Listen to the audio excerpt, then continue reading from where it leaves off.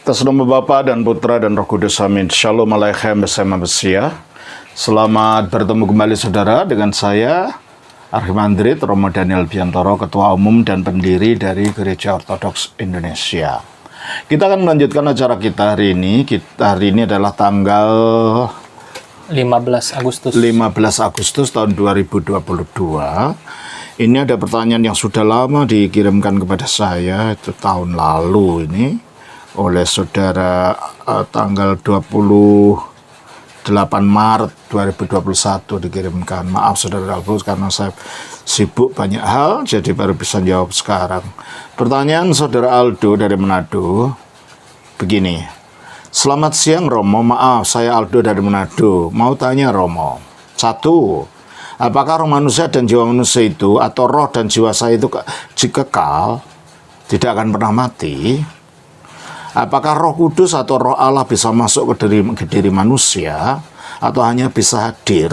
Kalau bisa masuk ke dalam diri manusia, berarti manusia bisa memiliki dua roh, yaitu roh manusia dan Roh Kudus. 3. Kalau Roh Kudus yang masuk ke dalam diri manusia, berarti bersama Sang Firman dan Bapa. Apakah manusia atau saya langsung bisa bermujizat?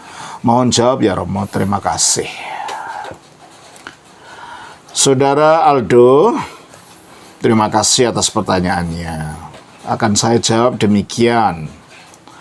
Apakah roh manusia dan jiwa manusia itu? Roh manusia adalah perangkat batiniah yang ada di dalam diri manusia. Dan roh ini diciptakan dari hembusan nafas hidup Allah ketika Allah menciptakan manusia pertama. Coba kita baca di dalam Kejadian 2 ayat 7. Ketika itulah Tuhan Allah membentuk manusia itu dari debu tanah dan menghembuskan nafas hidup ke dalam hidungnya. Nafas hidup Allah inilah, yaitu energinya Allah inilah, yang dihembuskan pada manusia, dan itu menjadi perangkat batiniahnya manusia. Dan itulah sebabnya manusia diciptakan menurut gambar dan rupa Allah. Karena Allah itu roh, maka di dalam rohnya lah ada gambarnya Allah itu pada manusia. Dan kita lihat, kalau Allah itu menampakkan diri dalam teofaninya, dia menampakkan diri dengan dikelilingi oleh cahaya kemuliaan. Coba kita baca dalam Yehezkiel pasal 1 ayat 26 sampai 28. Di atas cakrawala yang ada di atas kepala mereka, ada menyerupai... Maksudnya mereka ini adalah para malaikat, 4 malaikat yang nampak di situ. Di atas kepala para malaikat ini ada menyerupai takhta yang kelihatannya seperti permata lazurit. Dan di atas yang menyerupai takhta itu ada yang kelihatan seperti rupa manusia. Seperti rupa manusia. Inilah teofani, penampakan ilahi. Bukan manusia, tapi seperti rupa manusia. Mengapa begitu? Karena nantinya ini adalah penampakan Kristus sebelum dia jadi manusia. Menampakkan diri dalam peristiwa teofani ini. Ya. Nah, teruskan. Dari yang menyerupai pinggangnya sampai ke atas, aku lihat seperti suasa mengkilat. Suasa itu perak murni ya, mengkilat putih gitu, terus. Dan seperti api yang ditudungi sekelilingnya. Nah, ini menunjukkan Allah itu terang, maka penampakannya juga terang. Coba kita baca dari 1 Yohanes pasal 1 ayat 5. Dan inilah berita yang telah kami dengar dari Dia, dan yang kami sampaikan kepada kamu. Allah adalah terang. Allah adalah terang. Allah adalah cahaya. Maka penampakan Allah dalam teofaninya selalu menampak dalam wujud cahaya ini. Coba kita baca lagi dalam Yehezkiel pasal 1 itu. Dari yang menyerupai pinggangnya sampai ke atas, aku lihat seperti suasa mengkilat, dan seperti api yang ditudungi sekelilingnya. Dan dari yang menyerupai pinggangnya sampai ke bawah, aku lihat seperti api yang dikelilingi sinar. Seperti busur pelangi yang terlihat pada musim hujan di awan-awan. Demikianlah kelihatan sinar yang mengelilinginya. Ya, jadi ada yang seperti rupa manusia, tetapi ada sinar yang mengelilingi yang seperti busur pelangi. Hal yang sama kita lihat dalam Wahyu. Kitab Wahyu pasalnya yang keempat. ayatnya yang ke 2 dan 3. 2 dan 3 ya. Segera aku dikuasai oleh roh, dan lihatlah sebuah takhta terdiri di sorga, dan di takhta itu duduk seorang. Ya, seorang seperti manusia, seperti dalam kitab Kiai Giskil tadi. Dan dia yang duduk di takhta itu nampaknya bagaikan permata yaspis dan permata sardis. Dan Ya, suatu pelangi melingkungi takhta itu gilang gemilang bagaikan zamrud rupanya. Nah, jadi dari seorang yang duduk di takhta itu wujudnya sinar juga permata sardis dan permata sardis itu indah, ya. Sesuatu yang gemilang gitu ya. Lalu di sekelilingnya ada suatu pelangi melingkungi takhta itu gilang gemilang bagaikan zamrud rupanya. Jadi dalamnya ada yang seperti manusia, lalu ada seperti pelangi, jeramut adanya. Makanya dikatakan di dalam 1 Timotius 6 ayat 16, Dialah satu-satunya yang tidak takluk kepada maut, bersemayam di dalam terang yang tak terhampiri. nah, di dalam bersemayam di dalam terang, ya, terang pelangi tadi, ada di dalamnya dia itu. Bersemayam dalam terang yang tak terhampiri. Nah, karena itulah penampakan Allah yang adalah roh ini, dan kita diciptakan menurut gambar dan rupa Allah yang adalah roh itu, maka roh kita ini mempunyai pola seperti keadaan Allah itu. Pertama, roh kita juga berwujud sinar. Kalau orang yang mengalami penglihatan akan rohnya sendiri, akan melihat cahaya sinar itu dalam dirinya. Nah, sinar itulah inti dari roh manusia yang merupakan gambarnya Allah. Nah, sebagaimana Allah itu dikelilingi oleh seperti biang lala atau pelangi tadi, demikianlah roh itu dikelilingi oleh sinarnya yang memancar dari dirinya. Itulah yang menjadi jiwanya. Jadi jiwa adalah pancaran keluar dari roh, atau bungkusnya dari roh, kulitnya dari roh. Sedangkan roh adalah inti dari jiwa. Makanya dikatakan kalau orang mati itu, yang dalam Alkitab dikatakan nyawanya hilang atau rohnya hilang. Coba kita baca dalam Matius pasal yang ke-10 ayat 28. Dan janganlah kamu takut kepada mereka yang dapat membunuh tubuh, tetapi yang tidak berkuasa membunuh jiwa. Nah, jadi ketika tubuh terbunuh, jiwa tidak terbunuh. Artinya ketika tubuh mati, jiwa tidak mati. Jadi ini menjawab pertanyaan saudara. Apa jiwa saya itu kekal? Iya, tidak mati karena itu diciptakan dari energi. Energi tidak bisa mati. Makanya roh kita ini abadi, tidak bisa mati. Dan Alkitab mengatakan itu kekal, sesuatu yang kekal di dalam kita. Kita baca dalam Pengkhotbah pasal 3 ayat 11.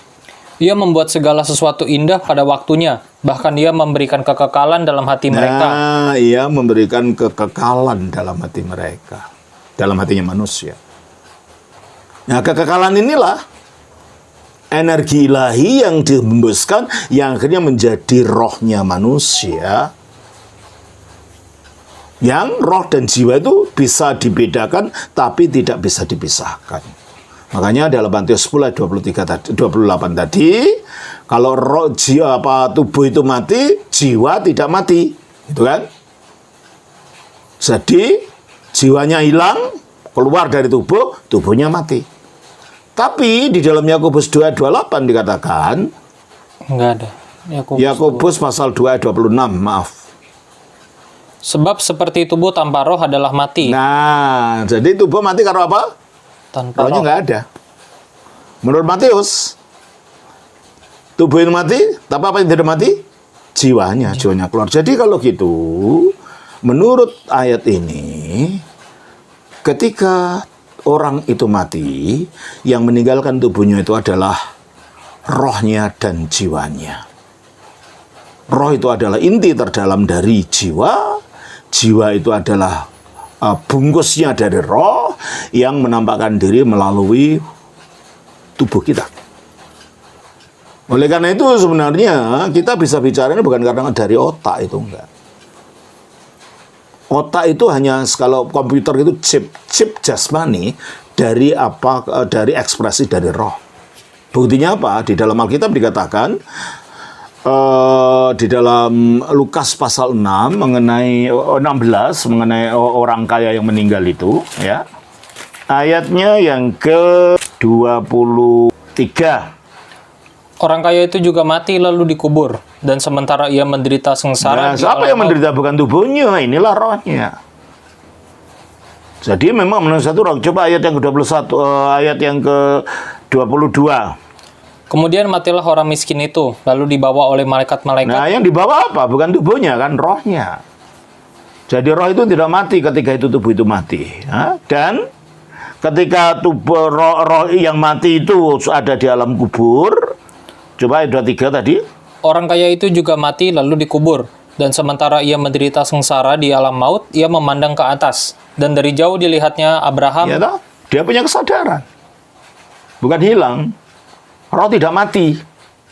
Dalam perjanjian lama dikatakan roh itu tidak ingat apa-apa karena perjanjian lama tidak mengenal adanya adanya keberlangsungan roh. Itu baru dinyatakan dengan datangnya perjanjian baru. Oleh karena itu kalau dalam perjanjian lama orang itu mati masuk Sheol gitu aja. Sheol itu kuburan, titik, udah nggak ada apa-apanya. Sehingga dari kacamata yang hidup, ya yang mati nggak ingat apa-apa. Tapi Kristus memberikan kepada kita pernyataan bahwa ternyata yang mati itu masih ada kesadaran, gitu kan? Coba kita baca juga di dalam Wahyu pasal 6. Wahyu pasal 6 ayat 9. Dan ketika anak domba itu membuka meterai yang kelima, aku melihat di bawah mezbah jiwa-jiwa mereka yang telah dibunuh. Di bawah mezbah jiwa-jiwa mereka yang telah dibunuh. Berarti tubuhnya mati kan? Ternyata jiwanya masih ada. Terus apa katanya? Yang mereka yang telah dibunuh oleh karena firman Allah dan oleh karena kesaksian yang mereka miliki. Dan mereka berseru dengan suara nyaring. Nah, yang berseru apa? Bukan tubuhnya, ya rohnya tadi. Berarti roh itu masih punya kesadaran. Ya, nah ini juga ditegaskan di dalam Lukas 16 ini. Baca sampai 24. Lalu ia berseru katanya, Bapa Abraham, kasihanilah aku. Suruhlah Lazarus supaya ia mencelupkan ujung jarinya ke dalam air dan menyejukkan lidahku. Sebab aku sangat kesakitan dalam nyala api ini. Merasa sakit, punya perasaan, dan punya kemampuan untuk memohon, untuk berdoa. Memohon pertolongan dari Abraham. Ya kan? Terus apa kata Abraham? Tetapi Abraham berkata, Anak, ingatlah bahwa engkau telah menerima segala yang baik sewaktu hidupmu. Anak, ingatlah. Berarti yang mati itu masih punya kemampuan untuk mengingat sesuatu. Padahal kalau orang hidup di dunia ini, ingatan itu datanya dari otak. Nah ini kan udah mati, tubuhnya sudah nggak ada otaknya. Berarti ingatan itu bukan dari otak, tetapi dari dalam diri roh ekspresi, dari dalam diri jiwa dan roh manusia itu sendiri. Jelas ya? Jadi ada otak atau tidak, manusia mampu untuk mengingat. Kalau manusia tidak mampu mengingat apa yang dilakukan, bagaimana bisa dihakimi? Karena nanti ada penghakiman, dan penghakiman itu orang harus ingat perbuatannya pada masa lalu, kan gitu kan? Makanya harus ingat. Nah, mengingat itu ternyata tanpa tubuh pun manusia bisa mengingat, tanpa tubuh pun manusia bisa berpikir, tetapi pikiran itu asalnya bukan dari otak. Otak itu hanya chip jasmani daripada apa yang keluar dari jiwa manusia itu. Ya. Ya, jadi kalau begitu jelas, pertama karena energi itu tidak bisa mati, dan rohnya manusia dan jiwanya manusia itu merupakan kesatuan yang tidak dipisahkan dan diciptakan dari energi tadi, tentulah roh ini tidak bisa mati. Dan roh itu, karena itu diciptakan menurut gambar Allah yang tidak bisa mati, maka roh juga bersifat kekal. Bukan kekal, artinya abadi. Karena kekal itu tanpa awal, tanpa akhir. Roh ada awalnya, diciptakan, tapi akan hidup terus, makanya namanya abadi. Terus, yang kedua, apakah Roh Kudus atau Roh Allah bisa masuk ke dalam diri manusia? Kalau masuk dalam pengertian seperti orang kerasukan dalam permainan kuda lumping, bukan. Roh Kudus memang diturunkan ke dalam manusia, tinggal di dalam manusia, tapi yang turun ke dalam manusia itu bukan hipostasis atau pribadi Roh Kudus. Sebab kalau pribadinya Roh Kudus yang masuk pada manusia, berapa manusia percaya yang ada di dunia ini? Miliaran kan? Apakah Roh Kudus punya miliaran pribadi? Jadi tidak mungkin pribadinya yang masuk pada masa-masa manusia. Karena kalau kita mengatakan 1 Korintus pasal yang ke-12. Ayatnya yang ke-7. Ke-4 dulu lalu ke-7. Ada rupa-rupa karunia tetapi satu roh. Berapa roh? Satu roh, bukan banyak roh. Ayat yang ke-10 atau 7. Tetapi kepada tiap-tiap orang dikaruniakan penyataan roh untuk kepentingan bersama. Terus?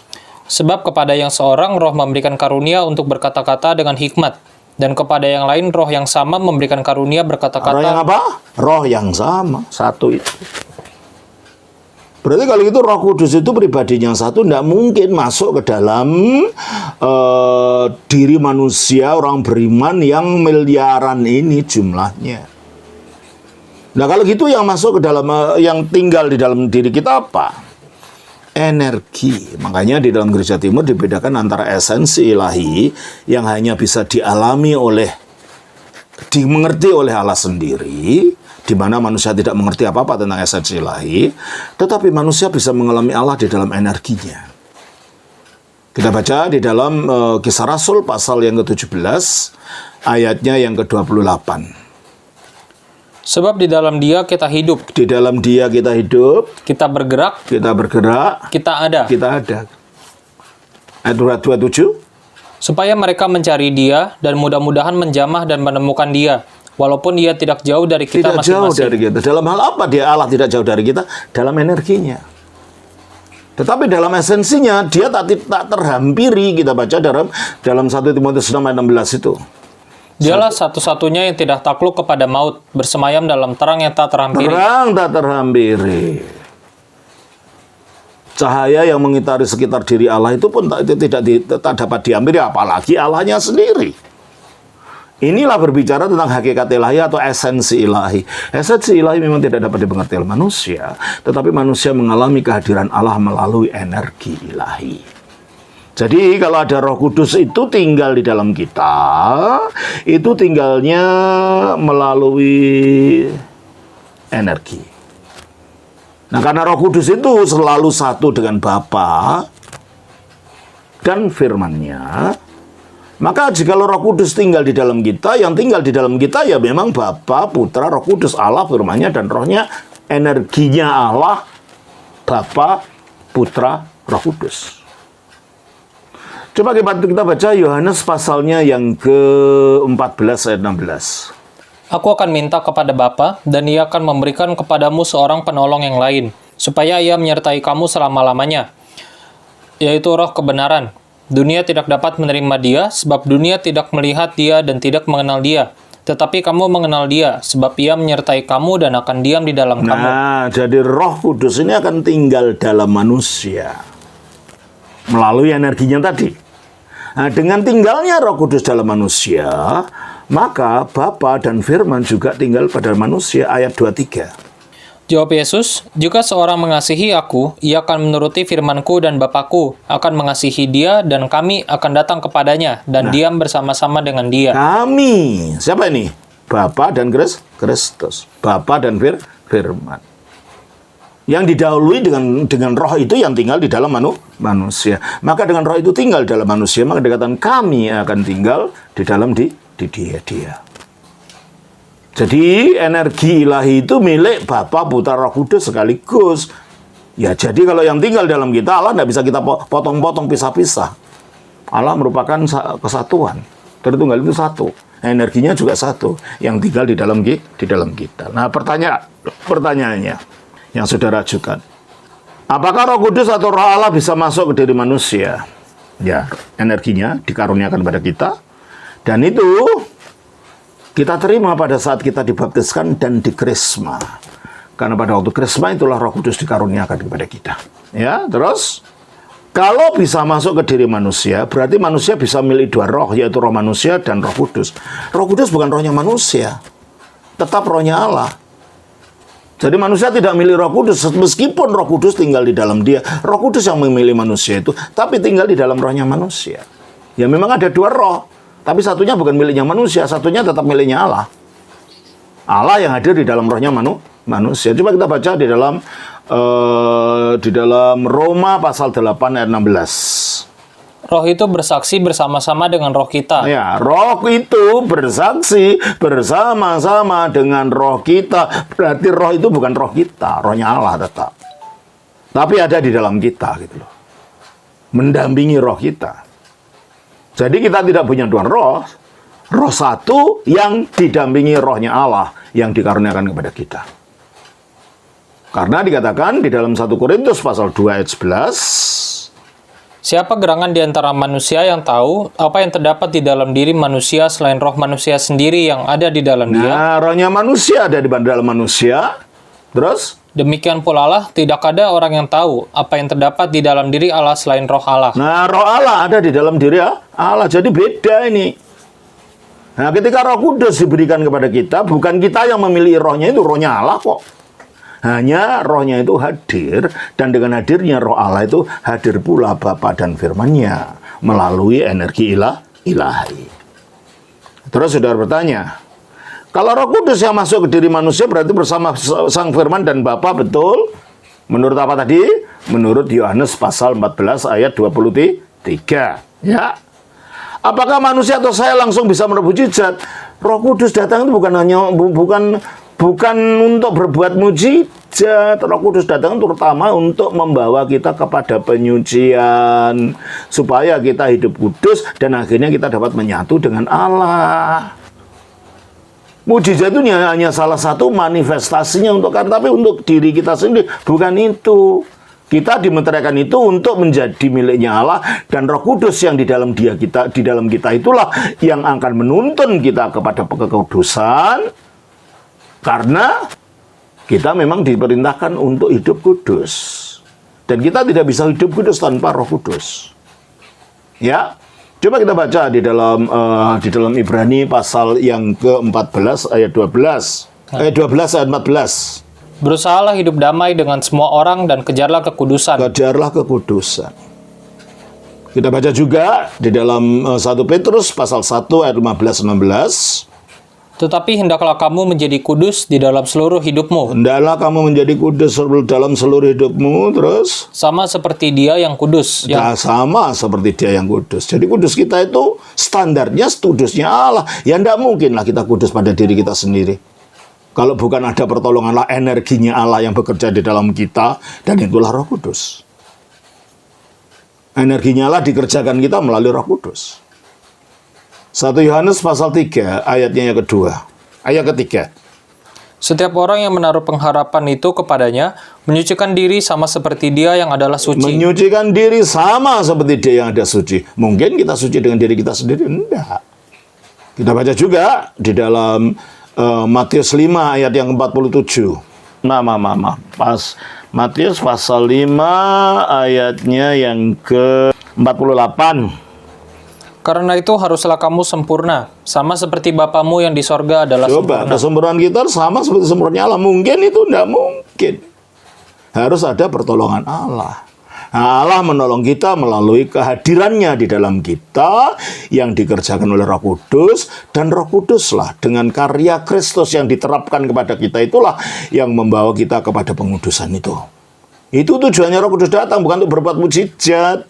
Karena setan pun bisa berbuat mujizat, tapi setan tidak bisa menuntun kita kepada pengudusan. Tidak. Coba kita baca di dalam 1 Korintus pasal yang ke-6 ayatnya yang ke-11. Dan beberapa orang di antara kamu demikianlah dahulu. Demikianlah, maksudnya orang-orang yang seperti ayat sebelumnya itu, pencuri, pemabuk dan macam-macam. Dulu. Terus? Tetapi kamu telah memberi dirimu disucikan. Kamu telah disucikan. Kamu telah dikuduskan. Kamu telah dikuduskan. Kamu telah dibenarkan. Kamu telah dibenarkan. Oleh siapa? Dalam nama Tuhan Yesus Kristus. Dalam nama Tuhan Yesus. Dan dalam roh Allah kita. Dalam roh Allah kita. Jelas ya? Jadi Allah memberikan rohnya itu bukan untuk berbuat mujizat, itu enggak. Itu nanti dukun-dukun juga bisa begitu dong. Ngaku-ngaku dan tuannya. Bukan itu. Tujuannya adalah untuk pengudusan, untuk membawa kita makin menjadi seperti Allah oleh kuasa rohnya ini. Kita baca di dalam 1 Tesalonika 4 ayat 8. Karena itu siapa yang menolak ini bukanlah menolak manusia, melainkan menolak Allah yang telah memberikan juga rohnya yang kudus kepada Ya, kamu. memberikan rohnya yang kudus kepada kamu. Untuk apa? Kita baca di dalam 1 Petrus pasal 1 ayatnya yang kedua. Yaitu orang-orang yang dipilih sesuai dengan rencana Allah Bapa kita, dan yang dikuduskan oleh roh. Yang dikuduskan oleh roh. Jadi yang dulu ya, jadi datangnya Roh Kudus itu terutama sekali bukan karena supaya kita berbuat mujizat, bukan itu. Mujizat itu semuanya sementara. Roh Kudus itu diberikan kepada kita untuk membawa kita kepada kekekalan, kepada keselamatan. Jadi yang dicari jangan mujizat, nubuat atau ini bukan, itu semuanya sementara. Coba kita baca di dalam 1 Korintus pasal yang ke-14. 1 Korintus 13. Ayatnya 8, 9. Kasih tidak berkesudahan. Kasih tidak berkesudahan, dan kita berkasih itu buahnya Roh Kudus. Cari yang tidak berkesudahan ini, yaitu kasih. Terus? Nubuat akan berakhir. Nubuat akan berakhir. Bahasa roh akan berhenti. Bahasa roh akan berhenti. Pengetahuan akan lenyap. Pengetahuan akan lenyap. Tidak Jadi lengkap. semua mujizat-mujizat karena Roh Kudus itu hanya digunakan sementara kita di dunia untuk pelayanan gerejanya, bukan untuk tujuan keselamatan. Bukan untuk tujuan mencapai pengudusan. Padahal kita dipanggil untuk menjadi orang-orang kudus. Oleh karena itu, kita tahu dalam gereja, baik dalam gereja Katolik maupun dalam gereja Ortodoks, munculnya orang-orang kudus. Karena Roh Kudus yang bekerja itu tujuannya untuk itu, gitulah ya. Selama ada Roh Kudus dalam gereja, selalu akan muncul orang-orang kudus, orang yang dikuduskan. Kita baca dari 1 Korintus 1 ayat 2. Kepada jemaat Allah di Korintus, yaitu mereka yang dikuduskan Mereka yang dikuduskan dan dalam Kristus Yesus, dan yang dipanggil menjadi orang-orang dipanggil kudus. menjadi orang kudus. Itu panggilan kita. Dampak daripada Roh Kudus yang bekerja pada kita adalah membuat kita, menuntun kita kepada pengudusan, menjadikan kita orang-orang kudus. Jadi bukan mujizat, karena iblis pun bisa berbuat mujizat ya. Kalau antikristus datang itu nanti penuh dengan mujizat itu nanti. Coba kita baca dalam 2 Tesalonika pasalnya yang 2 ayat 7 dan 9. Karena secara rahasia kedurhakaan telah mulai bekerja, tetapi sekarang masih ada yang menahan. Oke, belum total tuh nampak antikristus itu, kedurhakaan antikristus itu. Ayat 9. Kedatangan si pendurhaka itu Maksudnya antikristus itu adalah pekerjaan iblis, dan akan disertai rupa-rupa perbuatan ajaib, akan disertai rupa-rupa perbuatan ajaib, tanda-tanda dan mujizat-mujizat palsu. tanda-tanda mujizat palsu. Jadi mujizat itu bukan kriteria kebenaran. Karena iblis pun bisa berbuat mujizat. Coba kita baca dari Matius pasal 7 ayat 22, 23. Pada hari terakhir banyak orang akan berseru kepadaku, Tuhan, Tuhan, bukankah kami bernubuat demi namamu dan mengusir setan demi namamu dan mengadakan banyak mujizat demi namamu juga? Pada waktu itulah aku akan berterus terang kepada mereka dan berkata, aku tidak pernah mengenal kamu. Enyahlah daripadaku kamu sekalian pembuat kejahatan. Mengapa? Berbuat mujizat tapi membuat jahat, hidupnya tidak kudus. Jadi kalau gitu Kristus tidak tertarik dengan yang gitu-gitu itu. Yang diinginkan Kristus kita hidup di dalam kebenaran, hidup dalam kekudusan, dan Roh Kudus datang untuk membawa kita kepada pengudusan itu. Jelas ya? Begitu Saudara Aldo, terima kasih. Maaf ini sudah 1 tahun baru saya jawab. Kiranya ini bermanfaat. Tuhan berkati. Atas nama Bapa, Putra, Roh Kudus. Amin.